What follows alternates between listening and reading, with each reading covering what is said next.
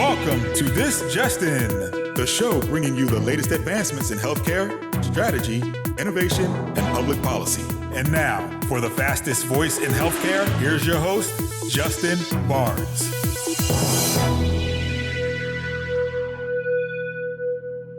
Hello, everyone, and welcome to the special edition of This Just In Radio. I'm your host, Justin Barnes. Today, we're broadcasting live from the 2024 Georgia HIMSS Annual Conference in Atlanta.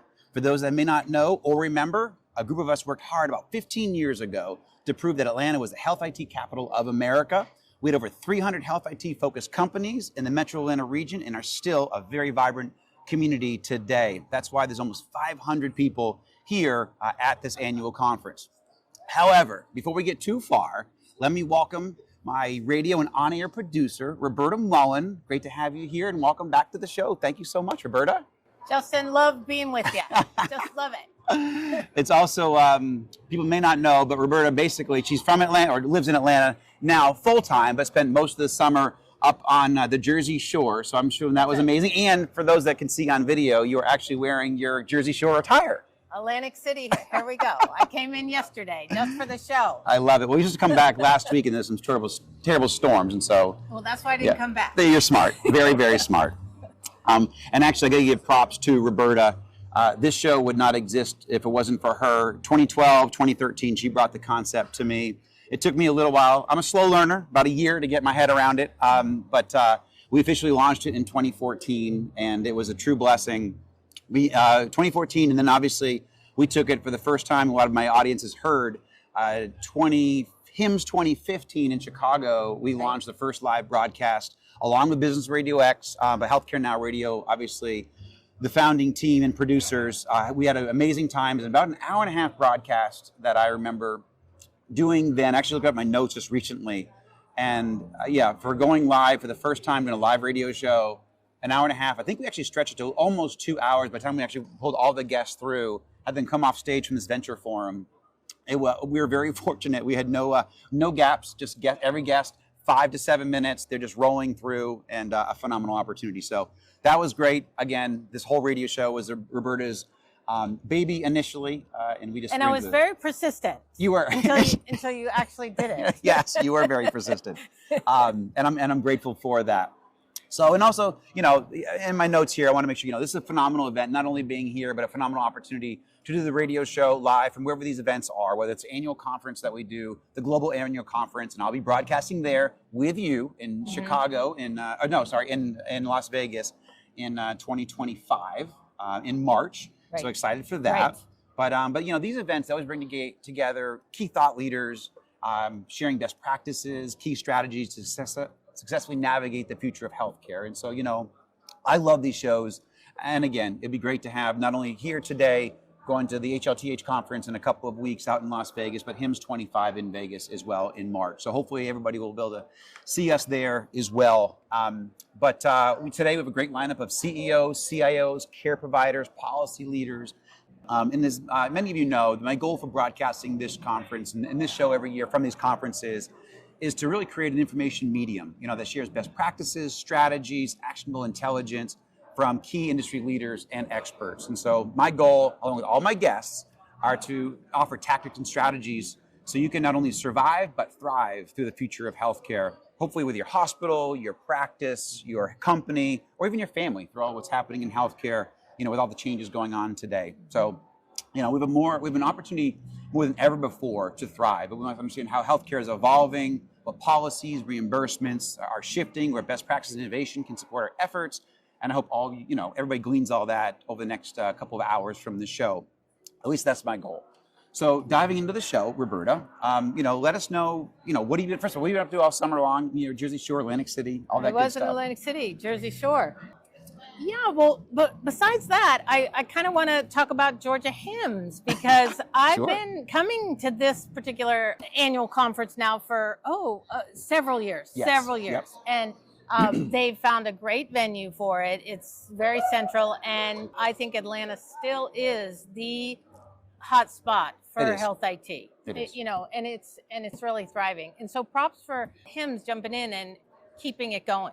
you know. And when you walk around this conference, you will see the rock stars of our industry. Very you true. really will, and you're going to have some of them on too. And otherwise, Jersey Shore. What can I say? I had to bring that up only because every time I would text Roberta over the summer about one of the shows we're doing, I'm like, "Where are you?" I'm on the shore, Justin. Of course, that's where I am. I'm on the shore. Absolutely. Well, you've earned it. And the Jersey Shore is beautiful. A lot of us go south, though. You're the only person that goes north in the summertime. That's right. That's right. You know, that's where I grew up. Yeah. That's where I grew up. I love it. And to your point, though, there are over 480 people here today at the conference. So that's a big deal. I think Georgia HIMSS, the whole crew, has done a phenomenal job bringing this conference together, making it bigger every single year, making it impactful, great thought leaders, key strategists. I totally agree. And Atlanta, we have to say a couple things about Atlanta and Georgia. One, the Braves, go Braves. Yes, they won yesterday. They're now a wild card spot. And two, the most recognizable citizen of Georgia. Happy birthday to Jimmy Carter. You got it. He's 100 years old today. Yeah, it's very cool. Georgia's son. Yep. I actually saw where this morning Ted Turner had welcomed, or said happy birthday to Jimmy Carter's first 100th birthday. It's very, very cool. Two icons of Atlanta and Georgia in general. Exactly. So, Ted Turner. but real quickly, what progress are you excited about seeing in the industry? Because you're out there and about. You're semi-retired, not really, I'm just kidding. But tell me what you're excited to see. When one's trying to retire, that's what you say. Yeah, so, yeah. right. I've tried a few times, when I'm trying to. So, look, we're over the big hump of COVID. Yeah. They say. Right. It's never going to go away. Right. So, keep your ears and eyes open about it. And your guard up there.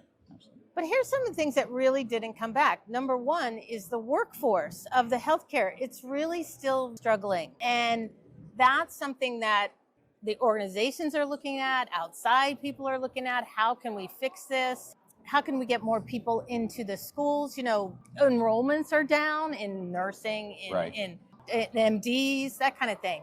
So that doesn't bode well for us in the future. The other thing too, today is October 1st, and every October is a cybersecurity awareness month. That's right. That's right. And that's not just for healthcare, it's for everything. But if anybody's been paying attention to healthcare in the last couple of years, that is a problem we have, and it needs to be solved because healthcare data is some of the most powerful for the bad, for the evildoers, the bad actors. The bad actors. That's it. That's right. And so organizations need to figure out how to fix this. Absolutely. So all month long on our sites and everything else, we're doing a awareness month. We're gonna be talking to experts all month long, and they're gonna be giving our tips on all the things that organizations and practices can do to beef up your security. And what's that website? Our new site is healthitanswers.net. Yes. Okay. Right. And that's where we'll be doing all of our news. Roberta, great to have you on air. Thank you so much. My next guest, Mr. Mike Mosquito. Come on up, Mike.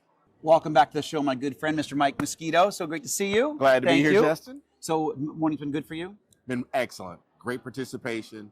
A lot of attendees this year, Justin. 480 or so, I heard. Yes. We're approaching 500 this year. Yeah. So it's beautiful to have them out and with us again. A lot of participation from our partner and vendor market. So it's been an excellent show. Love it. What are you most excited to see happening across healthcare today, in digital health or healthcare in general? I think collaboration, the face-to-face collaboration, having folks actually in the room. We lost a lot of that during COVID. Yep. And I think being able to see the folks actually engage each other, to actually trying to learn about solutions, learn about what's out there for the health systems, and learn from each other. What problems are out there for them to be able to solve. Love that. Love that. What about trends? What are you seeing out there, in 2024, 2025? For trends in digital health or healthcare in general? I think everyone's added the 3-letter acronym. Yeah. Right? Or a 2-letter acronym out there. Everyone's got that acronym behind their Roberta would mention it, so I'll let you mention it. Yeah. AI is, I will go ahead and say the dirty word in the room. And they've added it. You still have to vet, is it a solution that's right for you? Right. But I think that's the one thing, some people have used it to enhance their capabilities in the marketplace and how to bring solutions and give them better data analytics behind them. But I think data is king, protection of data, The cyber story is very strong on the floor this week. We've got, AWS on the floor. Yep. We've got Fortinet out here on the floor. So we've got a lot of solutions that are. We've got AMD. AMD's over here. We got a lot of front runners, right? We do. We do. I know, right? A lot of front runners out here that are doing great work. Yep. And helping our health systems learn, what they need to do to protect themselves. Yeah. Love it. So what are something, you have a lot of wisdom, been doing this a long time, not saying too long, but you've been around a long time, like I have. We won a lot of time together. Yeah, we have. Run a lot of fence line together. So what are a couple best practices would you say for people out there navigating? And this is complex. You mentioned AI, you mentioned workforce development, security. But what would you say is the best practice? Where do people start? And what's the best practice there for people? I think a lot of people start with figuring out inside their house, where do they have some gaps and blindsided. They learn from each other. Yep. I think a lot of the CIOs are starting to learn how to talk and gain insight inside their circle. So that CXO suite says, we've done this, just like Workday. Yep. Like, I'll take Workday. Yep. A lot of institutions knew Workday was coming on the scene. And what's happened is it's become kind of follow the mold of what happened with Epic. Yeah. The first 5, 10, 20, 40. And now Workday seems to be the solution and strategy of choice, just like ServiceNow. A lot of these solution providers started, hey, in the Magic Quadrant area. And over the past 5 years, post-COVID, they're really starting to ramp up. They started before COVID, they had a lull during COVID, and then they really hit that hockey stick after COVID. And so they're the optimization of the in-house solutions is really at an all-time high. And I think AI layered on top of that really brings the data analytics behind that to the forefront. That's a great point. Mike, thank you very much for helping me open the show. We'll probably have you back in a little bit too. But you're always a phenomenal guest. Love having this guy on air, and we'll see you shortly, my friend. Thank you, Mike. Appreciate it, man. Thank you. Welcome back to the This Session Radio Show, broadcasting live from the Georgia HIMSS annual conference here in Atlanta, the Health IT capital of America. Very excited for my next guest, Sepi Browning, HIMSS president-elect. Welcome to the show, Sepi. Thank you, Justin. It's so good to have you here. Thank you. And also thank you for the invitation to be able to broadcast here and all that. I love it. I appreciate it. So, welcome to the inaugural of you being here and your team. Yes. So, you know what that means, right? I got to come back every year? Every year.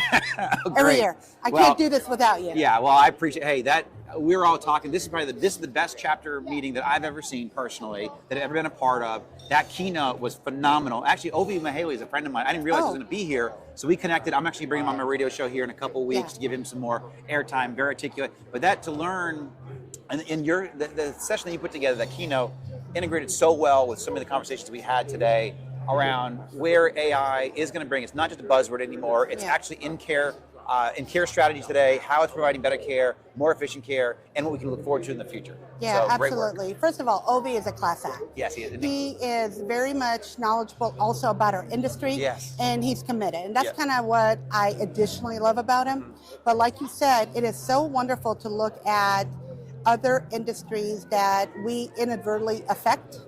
And everything that the ecosystem, the vendors, I don't care where you are in this nation, that you're impacting. Yes. And again, a lot of our sessions we talk about, and like they said, we're talking about analytics, we talk about AI, and one of the key things that we've been focusing on is back to basics. Because even though there's so much cool stuff out there that we want to engage with, we want to entertain for our population, for our providers, as they said, if we don't start with back to the basics where there's clean data, where there's foundation, then the export and everything that comes out of it is not that valuable either. Good point. So back to our players. Whether they, for whatever reason, their right information wasn't shared previously, or whatever information, all that data wasn't accurate, right? And now with some of the equipment and some of the new stuff that they have, it's gonna get some accurate information. Absolutely. And I'm a fan of the game. Yep, absolutely. And I love it. And I'm just gonna say it, rise up, go Falcons. I love my Falcons. And my Dirty Birds, and we want to see the game. I don't want them hurt, right? No, none of us. And of course, sets out of the game. Yeah. So having that real good, reliable data, hopefully it'll help that industry do a lot of better care preparations and training and all that. So that was interesting. There was a lot of stuff. Very and interesting. Yeah, and I love the fact that we're in the football season. Yeah, exactly. No, it's very so timely. I'm excited Yeah, and I'm hearing I that. was texting out my that. friends, some of the slides, all that kind of stuff. Yeah, I love it. So what do you, from this, I guess before we dive into some of the questions, what did you most love about this morning so far about the conference? Well, there was so many different things that's happening in our nation right now in the Southeast. So the fact that we're all here together, and we all have asked each other about our families and friends and loved ones, because you know what? After all, we're an extended family here. Yes, we are. And Absolutely I really love this chapter for that reason. And so that was the primary thing. It's nice to see each other, make sure we're all okay. And there are some people that needed some stuff, and I even heard people talking about, well, I'll help you with that. Has nothing to do with work. So that's number one. Yes. And then number two, we do have some very timely information and knowledge to share with each other, and I love that happening. That really is a passion. And then seeing our students so engaged, walking around, helping, listening, and being a part of it. Being part of, I don't know if the last time we talked, but I'm even part of the informatics program, the master's level for Morehouse.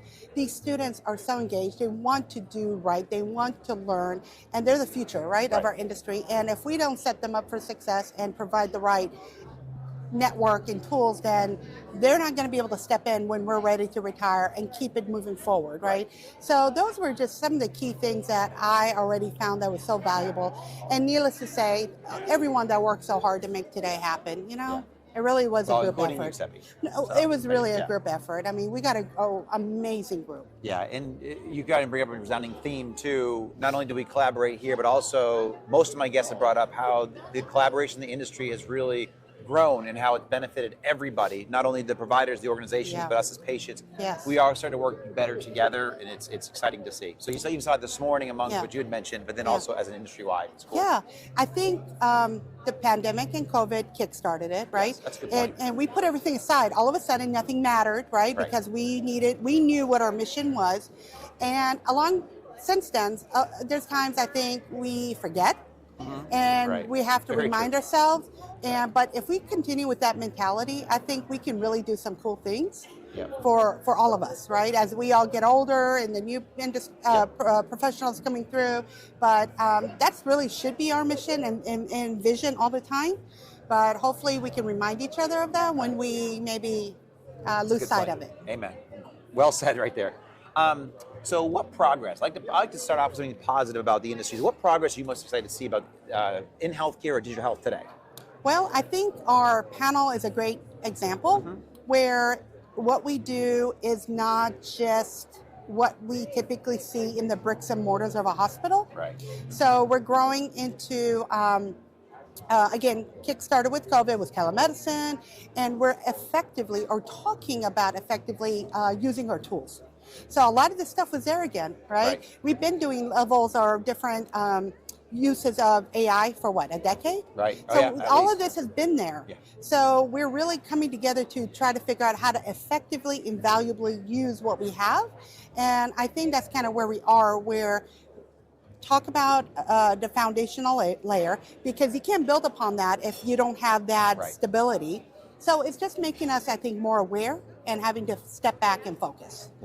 Fantastic. So what trends are you excited to see today, or either in digital health or healthcare, and what's out there that you like? So again, like you said, there are a lot of different focus areas, and I hate to use this word, but buzzwords and different focal areas. However, I think one of the things that's really sticking out in a lot of the conversation in our breakout sessions is the fact that we need to ensure that no matter what we're doing, we have our stakeholders and clinicians and leadership engaged and letting them lead, be a part of it. Not, not just technology led, but workflow enhancement, quality care led, so that we can ensure we're hearing what is needed so that it is actually operationalized and sustained. And it's not something we're just trying to implement and do, right? It's not just a checkbox. So I think that's really one of the key things I'm hearing, and no matter what, whether it's cyber, whether it's transformation or AI, whatever, that it all comes back to that. It's not just what you do, it's how you're doing it and ensuring you have that real time communication, and goes back to some of the foundation and basics again, like change management and a lot of that stuff that sometimes, again, when you are moving real fast, I think you lose sight of. Yep. Excellent point. It's excellent. So what are a few best practices to help people navigate that? I mean, what key strategies or best practices would you share there? So I know I keep saying this, but this has been my theme. I think I'm very much involved with scouting. Yep. And so this year has been the same theme for me, which is back to basics, and that's the theme I've had with my team at work. I love it. So that goes for. I mean, I'll take a moment there because I totally agree with you. I mean, we get forward in some areas, but we need to turn back sometimes and make sure that we have the right foundation, get back some of the basics, because the foundation, as you mentioned earlier, the foundation is everything. You can build all you want, but if you don't have the right foundation, that's going to crumble. Whether the home, relationships, marriages, companies, everything. So great point. I love it. And so I think whatever that is for your entity, for your organization, assessing that gap of where your vision and strategical plan is, and then trying to ensure that not just those, cool and wonderful things that we can bring through those doors to deploy, that we have those gap items also identified and prioritized so that they're kind of moving in tangent, so that exactly what you said, so that foundation and that, like you're building, whatever Lego, you're having that before. So I know a part of that, somebody in my breakout session said, well, what about governance? So governance and change management, but we made an assumption that everyone realized that, in our opinion, is part of that foundation. So we should not assume what that is, but it's some of those one-on-one things that we all know, whether it's communication, change management, governance, prioritization, stakeholder management, and transparency, are working with our clinicians or our business revenue cycle folks, based on, So whoever that person is actually doing that role and involved in the day-to-day, they should be engaged and involved. And I think all of that is the foundation I'm referring to, not just technology, but operations and the workflow itself as well. I couldn't agree more. And the previous guest from earlier today says the exact same. Mike Mosquito said the exact same thing about the three-legged stool there in a way. Yeah. So in the last couple minutes, what's thinking about the future beyond today? What's a trend or strategy that we have to be ready to successfully navigate in 2 or 3 years from now? I know it's hard in healthcare. There's a lot of fast change. Some things change, some things don't. But what are we going to be ready to navigate a couple years from now? So I'm going to have a process person response to you, not a technology response. Love it. So if we focus on relationship building, if we focus on collaboration and some level of knowledge sharing and education, I think in our ecosystem or whatever ecosystem you live in, we can be there for each other. And part of it is, like Chris said, you might meet somebody and you might not have a need for professional relationship at that moment, but understanding what's going on. And so in a year and a half, whether it's a real issue or more of a planned, initiative, you know who to engage so they can guide you and bring their level of expertise in. I don't think anyone expects everyone to be an expert in every area, but it'd be great to know who to engage at the right timing for success of your organization. And I think we don't have to, and I think simplicity, just being able to know what's in your ecosystem and creating those level of relationships so that we can bring value to patient care, quality of care, and our community. That's what they're expecting of us. And our community is expecting of us, and that's what we should do and focus on. Well, I love that. Again, my show's focused on healthcare and strategy and all that good stuff and corporate governance. However, this goes back to just good life lessons. We should have a good community. We should be learning from other people.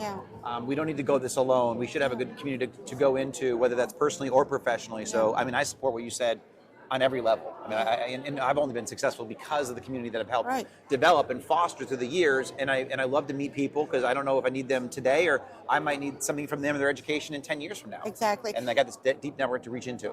Absolutely. And I love bringing people together. Yeah. Like I love being, you know, I might not be the answer or I might not know the answer. I love saying, please go to this person. They can You do that help very you. well, Sepi. Yeah, I enjoy it. I think that's the value we can all bring easily for each other. Because what does that take from each other, right? Nothing. We're really able to easily support each other. Very true. Phenomenal guest. Thank you for joining us. I know you have another panel starting right now, so I'm going to let you run. Thank You're you. awesome. Thank you you so for much. Give me being one here. hug. Thank you, Oh, Sepi. thank you, We'll see you Justin. soon. You got it. So welcome back to This Justin Radio Show, broadcasting live from the Georgia HIMSS annual conference here in Atlanta, the Health IT capital of America. Just want to say thank you very much to all of my partners and sponsors for today. This Justin Radio Show would not happen without all of you. Certainly want to thank Roberta Mullin from the Healthcare Now radio team, who's producing and broadcasting my show for over 11 years and helped get us as 2024 Podcast of the Year in healthcare. So grateful for that. And obviously my supporters with AWS and Amazon. Roberta's off camera right here, but she's in her Atlantic City gear, which is fantastic. I'm so glad that she came to join us from the beach. Always grateful for Roberta and the whole team there, and certainly the entire Georgia HIMSS board and leadership team to have me here. I think I just committed to them for 2025 annual conference, so it looks like I'll be back next year. But certainly I'm grateful for everybody who helped me put the show on, who brought me here, and certainly made a phenomenal day happen. And also to all my listeners and supporters, please tune in weekdays. My broadcasts are 2:30 p.m. Eastern, 11:30 a.m. Pacific. And you can always track me on LinkedIn at Justin T. Barnes or track me on Twitter at HIT Advisor and use the hashtag ThisJustinRadio so we can respond to your comments from the show. If you miss any of this episode or want to hear more, all my shows are on Apple iTunes, SoundCloud, Spotify, Spreaker, TuneIn, iHeartRadio, and even Amazon Music now. So we're all over the place. And also some of the great content we just put out there on justinbarnes.com. I'm on our thought leadership page. But thanks very much and have a great rest of your day. Take care.